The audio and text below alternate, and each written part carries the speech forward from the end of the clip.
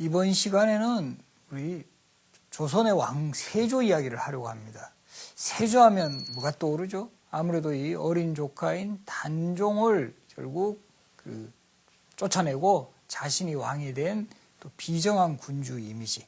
결국은 1453년 계유정난이라는 그 쿠데타로 권력을 잡고 왕에게까지 오른 세조. 그런 이 세조에게는 항상 이제 어린 조카를 죽이고 이제 자신이 왕이 오른 권력의 화신이다. 이런 측면이 분명히 있지만 또 왕으로 즉위한 이후에는 왕권 강화라든가 또 여러 가지 편찬 사업에 있어서 큰 성과들을 보인 왕이었습니다. 그래서 이번 시간에는 이 세조의 두 얼굴, 이 권력을 잡기 위해서 아주 냉혹했던 그런 이미지와 또 왕이 되어서는 온갖 조선의 체제 정비를 위해서 노력한 그런 왕 세조의 모습, 이런 점들을 중심으로 세조 시대를 살펴보겠습니다.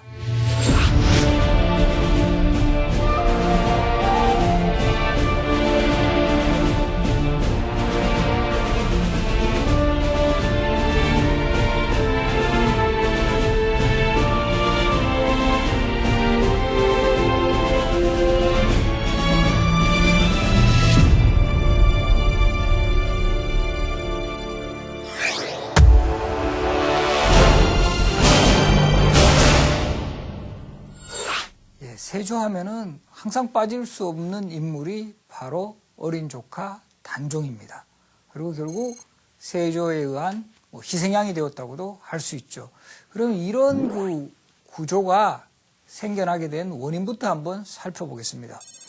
사실 세종은 상당히 능력 있는 왕이었고 그 세종의 뒤를 이었던 왕세자 문종 역시 능력 있는 인물이었습니다.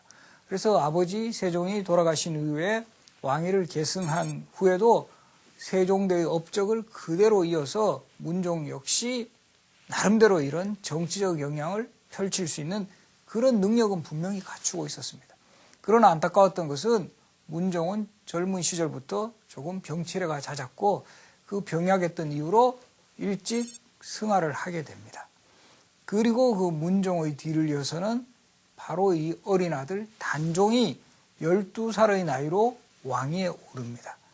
이것이 한편으로 보면 조선 왕실의 어떤 비극을 잉태하는 싹이 되었습니다. 이것도 보면 정말 역사의 아이러니인데요. 조선의 역대 왕들은 원래 장자 상속이 원칙이에요. 그럼에도 불구하고 이 문종이 왕위에 오르기까지 장자가 왕이 된 사례는 없었습니다. 태조의 뒤를 이은 정종 두 번째, 그 다음에 태종은 다섯 번째 아들이었고, 이 세종 같은 경우도 태종의 어떤 그 힘으로 인해서 세 번째 아들인데도 왕위에 올랐어요. 정말 오래간만에 문종이 적장자로서 왕위에 올랐고 그 뒤를 이어서 연속해서 단종이 적장자로서 왕위에 오름으로써 왕실에서 어떻게 보면 경사인데 결과적으로는 적장자 컴플렉스가 계속되는 겁니다. 적장자로 즉위한 왕은 정말 병약하거나 어리거나 이런 식으로 왕위를 이으니까 누가 힘을 피냐 하면은 신하들의 권력이 강해져요. 특히 세종 때는 이 집현전에서부터 길러진 학자라든가 세종의 폭넓은 인재 능용책으로 말미암아 아주 그 노련하고 경험 있는 신하들이 상당히 이제 성장해 있었습니다. 그 대표적인 인물이 김종서라든가 황보인, 정인지 이런 인물을 들 수가 있는데 이렇게 신하들이 왕이 어리고 별로 이제 그 정치적인 영향력을 행사하지 못하니까 갑자기 이제 신권이 강화가 돼요.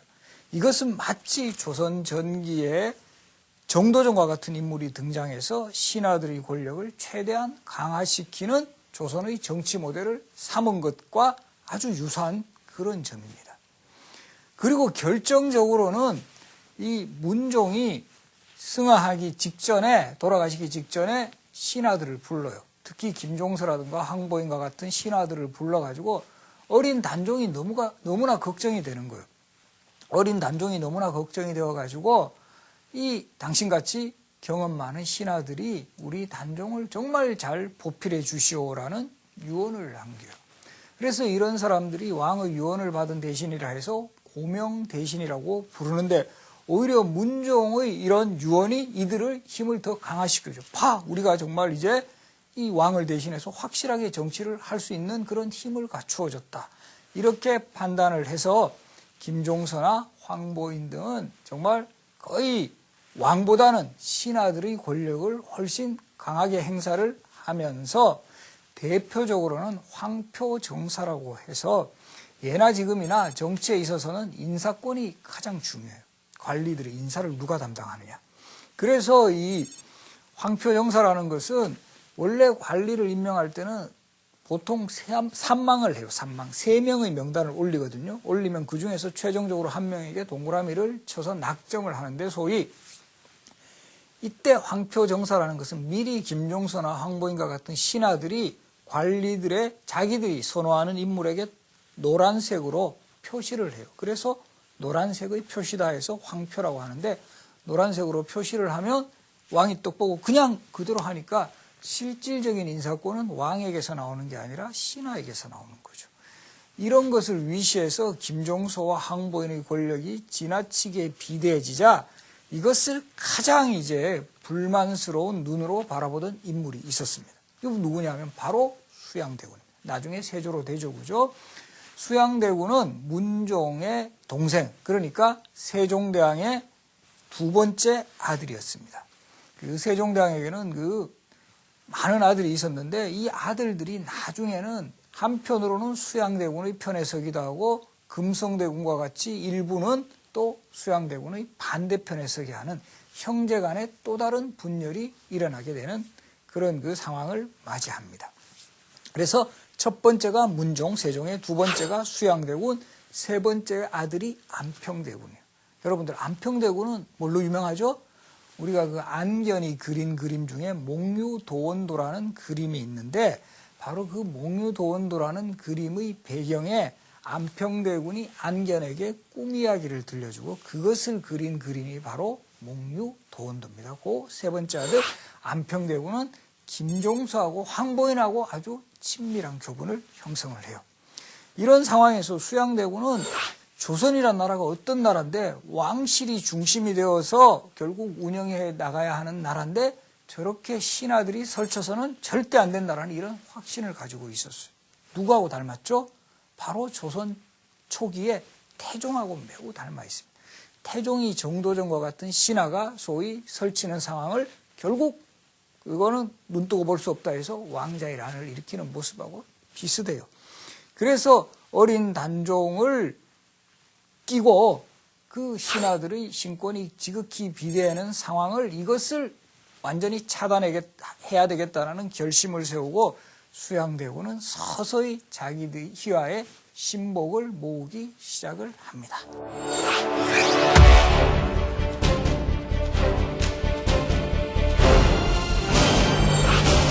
이때 수양대군의 희화에 모인 인물들은 크게 문신과 무신으로 나눌 수 있는데요. 문신의 대표 주자가 한명회, 골람, 그리고 신숙주였습니다. 그래서 신숙주와 같은 인물은 수양대군이 단종의 즉위를 알리는 사신으로 중국에 갈 때 신숙주가 수양대군하고 함께 사신으로 가요. 이 과정에서 둘은 요즘 표현을 하면 소위 코드가 잘 맞았던 것 같아요.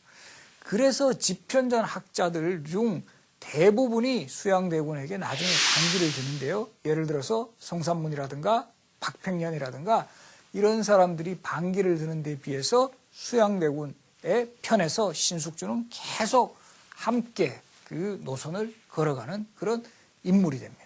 아마도 단종의 즉위를 알리는 사신으로 갈 때 함께 갔던 인연이 이 두 사람을 운명적으로 결속시켰다. 이렇게 볼 수가 있어요. 그래서 이런 한 명의 골람, 신숙주와 같은 이런 제사들 이외에 수양대군은 휘하에 홍윤성이라든가 양정이라든가 유숙과 같은 무신들까지 끌어들이면서 뭔가 거사를 준비를 했습니다. 그리고 마침내 D-Day를 잡죠. 1453년 10월 10일 소위 말하는 계유정난이 일어납니다. 1450년이 계유년이어서 계유, 그리고 정난이라는 것은 바로잡을 정, 어려울 난입니다. 어려움을 바로잡은 사건. 이것은 당연히 수양대군 편에서 붙인 용어입니다. 그러나 후대 역사가들은 이 계유정난을 전형적인 쿠데타로 보고 있는 거죠. 1453년 10월 10일에 쿠데타입니다. 이때 수양대군이 개유정난을 일으켰을 때 최고 목표는 뭐냐면 바로 김종서를 제거하라가 이게 최고 특명입니다. 왜냐하면 단종에 있어서 가장 단종을 보필하는 핵심 신하였고 신권의 대표 주자였기 때문에 바로 이 김종서를 이제 제거하는 작업에 수양대군이 착수합니다. 그리고 이 D-Day로 결정된 그 1453년 10월 10일 수양대군이 휘하 장정 몇 명만을 데리고 김종서의 집을 방문을 합니다. 김종서도 이때는 상당히 경계를 하죠. 수양대군이 경계를 하기 때문에 누가 이제 왔는가를 이제 동태를 살피는데 별다른 무장이 없다는 것을 알고는 들어오게 합니다.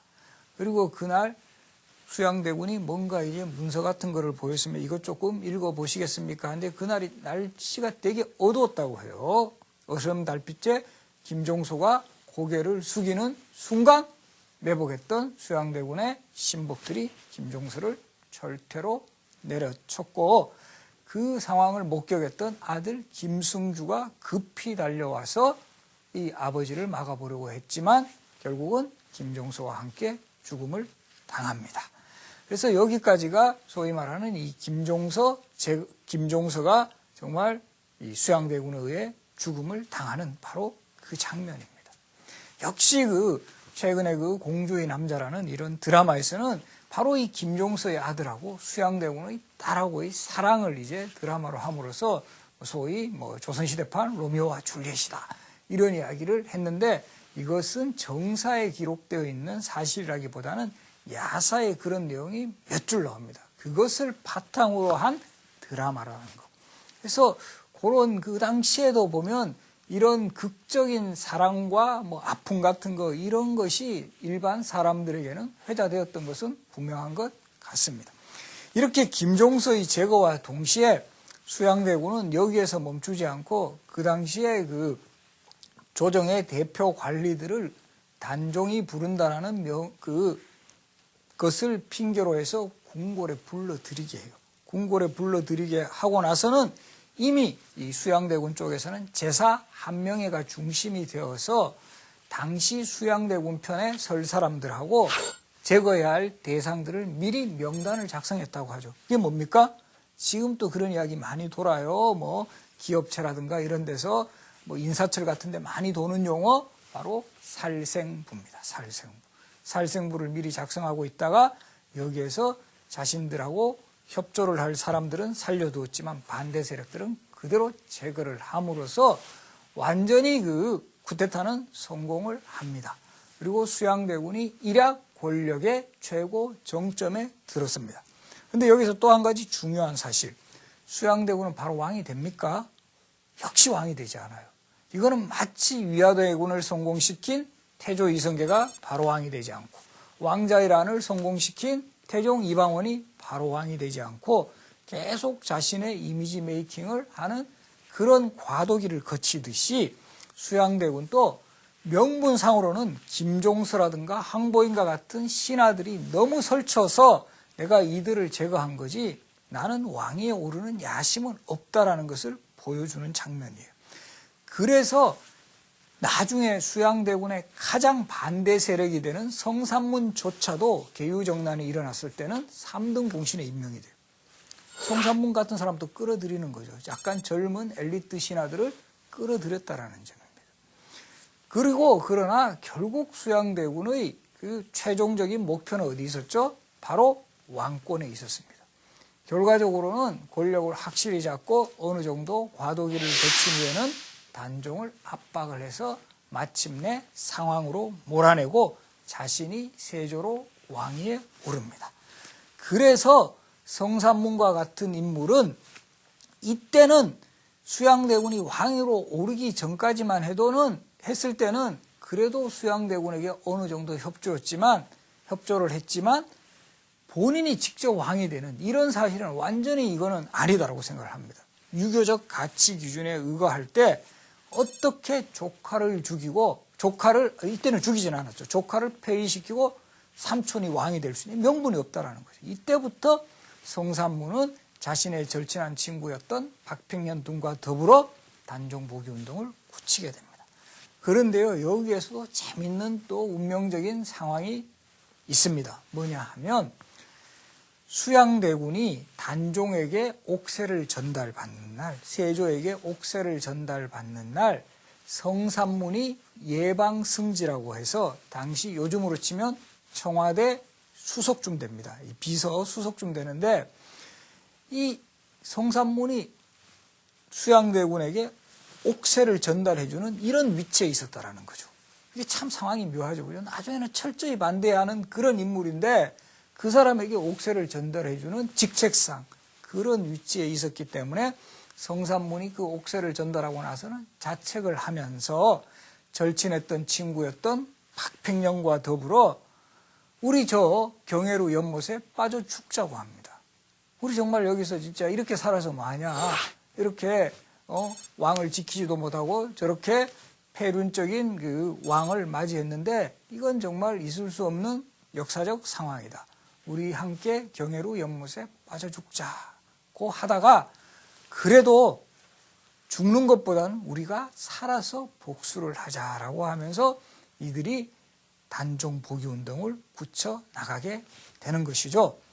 그리고 마침내 이들에게 기회가 옵니다. 1456년 어느 날 그 명나라 사신을 접대하는 큰 잔치가 창덕궁 광연전이라는 건물에서 벌어지기로 예정이 되었고 정말 이건 그 하늘이 주신 기회인지 바로 이 잔치 사신을 접대하는 잔치 모임에 이미 성산문과 더불어 단종 복위 운동을 함께 추진하기로 했던 성산문의 아버지 성승과 그 나중에 사육신의 한 명이 되죠. 융부. 이 두 사람이 벼룬검이라 그래가지고 이 잔치의 경호원으로 발탁이 된 거예요. 이건 정말 하늘이 주신 기회다. 바로 잔치가 하는 그 상황에서 기회를 봐서 이미 무장을 하고 있으니까 칼을 차고 있으니까 이 세조를 암살을 하면 된다고 판단을 한 거죠. 그렇게 하나 차곡차곡 거사를 준비해 나가는데 일이 꼬이기 시작합니다. 수양대군의 이제는 세조죠. 왕으로 올라갔으니까 세조의 대표적인 참모였던 한명회가 요즘으로 치면 미리 사전 답사를 해요. 그 장소를 사전 답사하는 과정에서 공간이 너무 좁다라는 거죠. 이 좁은 공간에 이런 호위대장들, 경호원들을 많이 세우는 것은 적절하지 않다 해서 경호원을 세우는 일을 취소를 해버립니다. 그래서 이 성산문을 비롯한 단종 복위 운동을 추진했던 인물들은 비상이 걸려요. 이거 어떻게 하면 좋으냐. 예정대로 교사를 진행을 할 것인가. 이러면 너무 안 되는 거죠. 정말 세조를 살해하기가 너무 힘듭니다. 그래서 결국에는 거사를 연기하자로 결론이 납니다.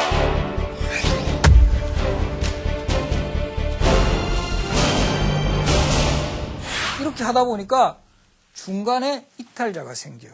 우리가 흔히 단종 복위 운동하면 사육신을 떠올리지만 단종 복위 운동에 참여했던 사람은 그 숫자보다 훨씬 넘어요. 대략적으로 한 7, 80여 명이 참여했던 것으로 나타납니다. 그중에 원래 거사를 계획하기로 했던 인물 중에 김질이라는 사람이 이 자신의 장인인 정창손한테 의논해요. 이게 너무 정말 위험한 일이죠. 이건 정말 실패하면 역적으로 몰리는 겁니다. 그래서 장인한테 의논을 하러 갔더니만 장인이 뭐 그런 큰일이냐면 바로 손잡고 요즘으로 치면 고변을 해버립니다. 사고를 그냥 폭로를 해버리는 거예요. 그래서 그 주모자가 누구냐. 성산문, 박팽년, 뭐 하이지, 이계다. 이렇게 되고 이것이 세조에게까지 알려지면서 세조가 격분을 합니다. 세조의 입장에서 보면 성산문이나 박팽년은 세종 시절부터 세조도 능력이 있는 왕자였어요. 세종 시절부터 함께 학문을 연구하고 서로 협조했던 그런 사이고 정말 자신이 왕이 되는 과정에서도 옥새까지 전달해 준 사람이잖아요. 그런 사람들이 배신했다는 사실에 분노를 하면서 전부 다 잡아들이라고 합니다. 잡아들이고 직접 국문을 합니다. 이거를 친국이라 그래요. 지금의 경복궁 건물 보시면 사정전이라는 건물이 있어요. 그 사정전 앞마당에서 직접 친국을 하면서 이들에게 내가 너희들한테 잘못해준 게 뭐 있냐? 내가도 너희들하고 이렇게 서로 관계가 좋았고 이랬는데 나한테 어떻게 이렇게 배신을 할 수 있느냐라고 막 세조가 이제 격앙되면서 이들을 막 소위 말해서 신문을 합니다. 이때 이들도 그 뜻을 굽히지 않아요. 특히 세조를 화나게 했던 것은 세조가 이때 이미 왕이죠. 뭐 왕이면 전하라든가 뭐 왕께서는 이렇게 호칭을 해야 되는데 어떻게 호칭하냐 하면 계속 나으리 나으리 이럽니다. 기분 나쁘죠, 그죠? 왕인데 자기가 왕을 인정을 안 해주는 거예요. 나으리께서 왕위를 도둑질하지 않았으셨습니까? 막 이런 식으로 표현을 합니다. 그러면서 저는 관직에 있어서도 나으리가 주신 녹은 하나도 받지 않았습니다. 막 이런 식으로 해서 저 곡간 한번 조사해 보십시오. 막 이런 식으로 나옵니다. 성삼. 직접 정말 조사해 보니까 그 월급으로 받은 녹봉을 그대로 쌓아두고 하나도 먹지 않았다라는 이런 것들이 밝혀지기 시작했고, 박평영 같은 경우도 세조 때 충청도 관찰사로 있었는데 계속 박평영도 나으리 그러는 거예요. 그러면서 내가 너한테 충청도 관찰사까지 시켜줬는데 너가 나한테 어떻게 이럴 수가 있느냐, 왕이라고 부르지 않느냐, 너는 나의 신하가 아니냐 이러니까 저는 신하 신자 쓴 적이 없습니다 이럽니다. 그래서 나중에 박평년이 쓴 문서를 보니까 신하 신자 대신에, 여러분들 신하 신자 아시죠? 거기다가 글자 약간 바꿔가지고 클거자를 써버렸어요. 그래서 이런 것들을 결국 세조를 엄청나게 분노시켰고, 결국 열려실 기술과 같은 기록에도 나타납니다만은 직접 막 세조가 아주 그 불에 달군 쇠로 이 사람들을 정말 엄청나게 가혹하게 신문을 하죠. 그때 성산문은 나는 뭐 그렇게 몸이 정말 그 고통 속에 그 힘들어 하면서도 뭐 아직 나는 죽지 않았다. 더 쇠를 달고 오라. 막 이런 이야기 했다라는 내용들도 전해집니다. 그래서 사육신의 단종 복위 운동도 일어나고, 또 수양대군, 즉 이제 세조의 동생 중에 금성대군의 영모 사건도 일어나고, 이러는 과정에서 결국 세조는 처음에는 단종을 상왕으로 궁궐에 모셔두었어요. 그래서 살아있는 단종의 존재가 너무 부담스러우니까 영월에 청령포라는 곳에 유배를 보내요. 유배를 보내고, 그 영월의 청령포라는 곳은 지금도 가보시면 알겠지만 이 동강에 이렇게 둘러싸여 있어가지고 정말 천혜의 유배지요. 정말 소위 말해서 탈출이 거의 불가능한, 그리고 이제 서울에서 보면 엄청나게 떨어져 있는 그곳에 유배를 보냈죠.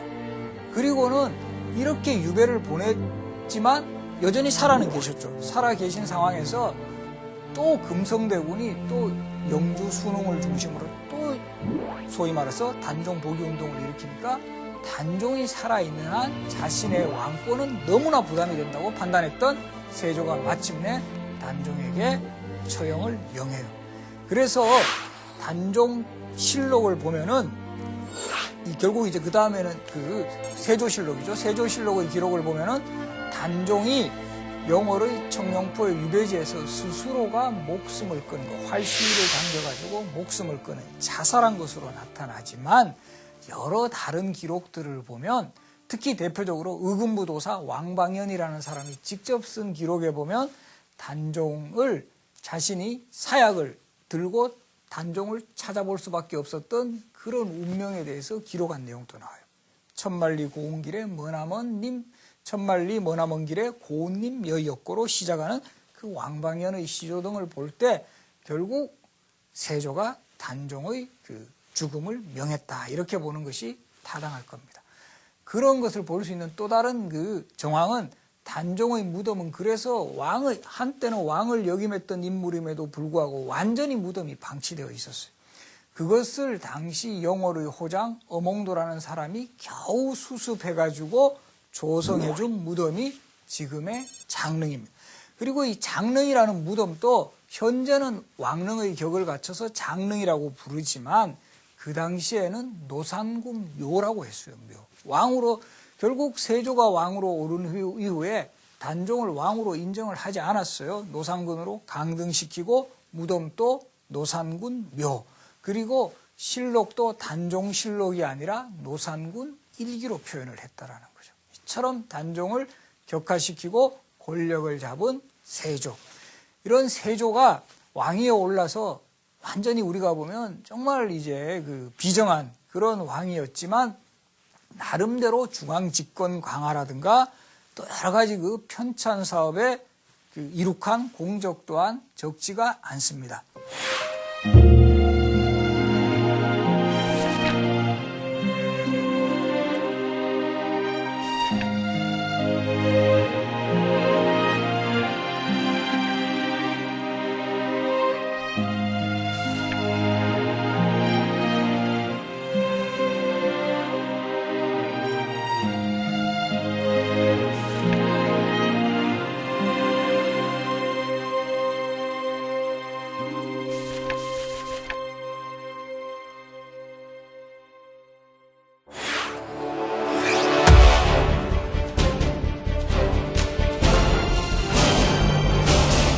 먼저 이 세조는 왕위에 오른 이후에 마치 조선 초기에 태종이 그랬던 것처럼 신하들의 권력이 너무 이 비대한 이런 정치 체제를 극복하기 위해서 문종, 단종 때 다시 그 의정부 서사제가 복구가 되면서 신하들의 권력이 강해지자 태종이 그랬던 것처럼 육조 직계제를 부활을 시켜요. 그래서 육조 판서들에게 직접 왕명을 하달하게 함으로써 왕권을 강화를 했고, 또 토지제도에 있어서도 큰 변화가 일어나는데 조선 초기의 토지제도인 과전법을 대신해서 직전법이라는 토지제도를 실시를 합니다. 직전법의 특징은 퇴직관리, 과전법 같은 경우는요, 퇴직관리들에게도 토지를 지급하는 거예요. 물론 이때 토지 지급은 조선시대는 수조권, 토지에서 세금을 거둘 수 있는 권리를 말하는데, 직전법 같은 경우는 퇴직관리에게는 주지 않고 현직관리에게만 토지를 나누어 줌으로써 이제 국가재정 같은 거, 이것을 훨씬 더 이제 절약하는, 그리고 현직관리들에게 충성을 유도하는 그런 효과를 가져왔다, 이렇게 볼 수가 있습니다. 그리고 이제 여러 가지 뭐 토지 측량에 있어서 기구 개발이라든가 이런 나름대로 경제적인 측면에서도 영향을 보이는 모습을 발휘를 합니다. 그리고 이 세조하고 관련해서는 세조의 행차도 빼놓을 수가 없는데요. 세조는 본인 스스로도 사실 상당히 이런 그 조카를 죽이고 왕위에 올랐다라는 이런 어떤 그 뭐 원죄의식이라고 할까요? 이런데 상당한 그 이 신경이 갔음이 분명해요. 그래서 세조 시대는 잦은 행차를 통해서 일반 백성들에게 나 이런 사람이다. 역시 그때도 홍보를 해요. 행차를 통해 가지고 왕권을 가시하고 자신의 어떤 그 상황을 변명도 하기도 하고, 이런 그 행차를 자주 나섰는데, 대표적으로 보은의 속리사도 보은의 속리산에 가면 지금 법주사가 있습니다만 이런 속리산 일대를 찾기도 했고, 또 강원도에 상원사라는 절도 찾았어요. 그래서 이 세조라는 왕이 행차했을 때 절에 많이 가는데, 이 사찰에 많이 가는 것도 세조의 철학하고도 관련이 있어요. 세조가 불교에도 상당한 관심을 가져요. 그래서 이제 불교 경전을 간행하는 강경도감을 설치하기도 하고, 이 강경도감에서는 뭐 속보상절이라든가 월인속보와 같은 불교 경전도 편찬을 해요. 이때 세조를 대표하는 그 승려, 참모쯤 되는 승려가 바로 이 신미라는 승려였어요. 그리고 이 속리산에 갔을 때 또 재밌는 일화가 있는데요. 지금 또 보은에 가시면 정의품송이라는 소나무가 있습니다. 세조의 행차가 지나갈 때 가마가 아무래도 이제 그 나무에 걸리니까 이게 정말 믿거나 말거나입니다만은 이 소나무가 이렇게 가지를 들어줬다 그러죠. 들어주면서 가마가 쉽게 지나갔다. 그래서 야, 이거 대단한 신기한 능력을 갖춘 소나무다 해서 마치 관리들에게 이 직급을 주듯이 정의품의 직급을 준 거예요. 정의품은 조선시대는 판서, 요즘으로 치면 장관급입니다. 그러니까 장관급 소나무가 된 거예요.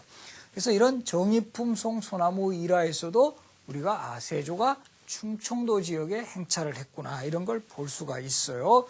그리고 이 강원도 상원사라는 절에 갔을 때는 또 많은 그 에피소드가 있는데, 세조가 사실은 이 피부병으로 고생을 많이 했다 그러죠. 그래서 여기에 대해서도 뭐 야사에는 이런 이야기까지 나와요. 단종의 생모였던 현덕왕후 권씨가 꿈에서 정말 세조를 저주하면서 침을 뱉었는데, 그 침을 맞고 난 이후부터는 피부에 병이 생겼다, 피부병이 심해졌다, 이런 이야기가 나와요. 그래서 이 피부병을 치료하기 위해서 그 세조도 자주 이제 뭐 온천도 찾고, 또 이 상원사라는 절에 갔을 때도 그 아주 그 물이 맑은 냇가에서 목욕을 하고 했다고 해요. 목욕을 하고 있는 중에 그 어느 순간에 어린 동자승이 나타나서 제가 등을 밀어드리겠습니다 하고 이렇게 등을 밀어줘요. 등을 밀어줘가지고 보니까, 나중에 보니까 이게 씻은 듯이 그 피부병이 없어졌다라는 이런 기록이 나타나고, 나중에는 그 동자가 자신이 문수보살이라고 해요. 문수보살이라고 하면서 나를 만났다는 이야기는 절대 하지 마십시오라고 했습니다. 그런 효험도 봐서 그런지 세조는 바로 상원사라는 절을 자주 찾고, 이곳에 상당히 이제 뭐 소위 뭐 시주 같은 것도 하면서 절을 크게 하는데 기여를 합니다. 또 이 절에서 있었던 또 아주 그 에피소드가 있는데, 이 세조가 이 상원사라는 절에 갔을 때 이 절에서 이렇게 예불을 드리고 있는 상황에서 고양이가 나타나가지고 자꾸 세조의 옷을 막 끌어들이는 거예요. 막 끌고 이러니까 너무 이상한 거죠. 그러다가 그 예불을 드리다가 황급히 나왔습니다. 나와서 보니까 거기에 자객들이 숨어가지고 세조의 목숨을 노리고 있었다. 그래서 세조가 이 고양이들 되게 신기한 능력을 갖췄구나라고 판단을 해서 지금 또 보면 상원사에 가면 고양이 석상이 만들어져 있습니다. 조성되어 있는 게 바로 세조와 그 상원사와의 또 그리고 고양이와의 아주 좋은 인연을 보여줍니다. 그래서 결과적으로는 세조는 이런 그 행차를 통해서 이 자신의 어떤 집권의 정당성을 홍보하고 백성들에게 자신의 어떤 통치 철학 같은 거 이런 것들을 이야기를 했고, 그 과정에서 정의품 소나무의 이야기라든가 고양이 석상에 관한 이런 이야기가 전해지게 되었다, 이렇게 볼 수가 있습니다. 그리고 이 세조는 편찬 사업에도 상당한 노력을 기울였는데요. 대표적으로 조선의 헌법이라고 할 수 있는 경국대전의 편찬이 세조 때 착수가 됩니다. 보면 우리가 고려 사회와 조선 사회를 구분할 수 있는 대표적인 기준 중에 하나가 성문법전의 유무예요. 바로 이 조선시대에 본격적으로 법전이 편찬되는데, 조선 초기에 태조 때 정도전에 의해 조선 경국전이라든가 세종 때 정전 6권이라든가 이런 법전이 일부 만들어졌지만 국가적 사업으로 가장 체계적으로 편찬되는 것이 세조 때입니다. 그만큼 세조가 나라의 기틀을 정비하기 위해서는 완성된 법전이 있어야 된다고 판단했기 때문이죠. 그래서 경국대전 편찬에 이제 편찬을 시작을 해서 결국은 또 여기서 우리가 주목해야 할 점이 세조가 스스로 본인 때 완성을 하는 게 아니라 예종, 성종을 거쳐서 이때 완성이 된다는 거죠. 세조도 무리하게 했으면 자신의 시대의 경국대전 편찬의 완성을 볼 수도 있었을 거예요. 그러나 좀 더 체계적으로 짜임새 있게 만들기 위해서 후대 왕들에게 바통을 넘겨가지고 성종 때 이 법전이 완성되었다는 사실. 이거는 우리 지금의 시대에도 시사하는 점이 적지가 않습니다. 그리고 역사책의 편찬에도 착수를 하는데요. 이 세조는 특히 고대사에 관심이 많았던 것 같아요. 특히 만주를 차지했던 우리의 그 역사를 중시하고, 그런 점에서 양성지와 같은 세조의 아주 핵심 참모를 시켜서 동국 지도와 같은 이런 지도들을 작성하게 하는데, 세조 때 만들어진 지도에는 꼭 만주가 표시되어 있었습니다. 그리고 우리 역사를 좀 더 고대사부터 웅장하게 우리 역사를 기술하기 위해서 이 단군 조선에서부터 시작되는 우리 통사 자신의 그 참모들을 시켜서 동국통감이라는 역사책의 편찬에 착수를 합니다. 근데 역시 여기도 주목되는 것은 경국대전처럼 자신의 시대의 완성의 끝을 보지 않고 계속적으로 후대 왕들에게까지 업적이 계승되게 함으로써 역시 동국통감도 성종도 완성이 된다. 그래서 경국대전, 동국통감, 이 조선을 대표하는 헌법과 조선을 대표하는 역사서 편찬의 시작은 세조가 했고, 그 완성은 성종 때 이루어짐으로써 조선전기 우리 소위 학문과 문화사업의 어떤 종결자적인 이런 성격을 보이게 했던 그 기틀을 잡은 왕이 세조였다는 점도 주목할 수 있습니다. 그래서 전체적으로 정리를 하면 세조는 사실 왕이 오르는 과정에서는 상당한 이 순환을 겪었죠. 그리고 왕이 오른 이후에도 결국 단종보기 운동 같은 거는 그 수양대군에게 반대하는, 세조에게 반대하는 세력들이 만만치 않았음을 보여주고 있습니다. 그리고 결과적으로는 세조가 왕이 올라서 많은 업적을 남기고 조선 전기의 어떤 그 성종대에 이르기까지의 전기 문화사업의 어떤 초본을 마련했지만, 결과적으로 후대의 세조는 결국 개유정난을 일으킨 어린 왕을 폐위하고 자신의 권력의 야욕을 보인 왕이라는 점이 사실 부각이 될 수밖에 없었어요. 그거는 왜냐하면 결국 세조 시대 이후에 소위 조선의 역사에서는 살인파라는 세력이 주축을 이루면서 결국 이 세조의 어떤 왕위 찬탈에 반대하는 이런 세력들이 제하에서 계속 세조를 비판하고 부정하는 이런 움직임들이 전개되어 나가고, 이런 결과 마침내 숙종 때 단종이 노상군이라는 멍에를 벗고 단종으로 올라갑니다. 그리고 단종을 위해 목숨을 바쳤던 사육신도 명예를 회복해요. 이러한 점을 고려하면 수양대군의 쿠데타는 그 직후에는 성공했다고 볼 수 있어요. 세조가 왕위에 올랐으니까.